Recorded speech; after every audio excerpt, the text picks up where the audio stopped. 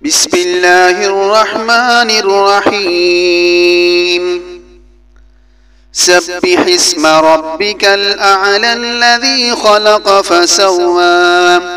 والذي قدر فهدى والذي أخرج المرعى فجعله غثاء أحوى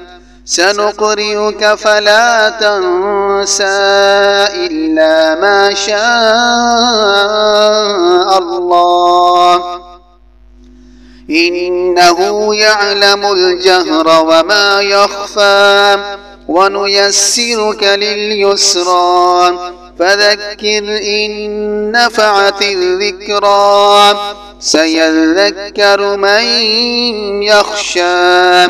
ويتجنبها الأشقى الذي يصلى النار الكبرى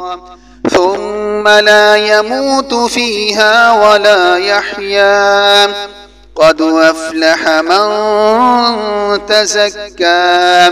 وذكر اسم ربه فصلى بل تؤثرون الحياة الدنيا والآخرة خير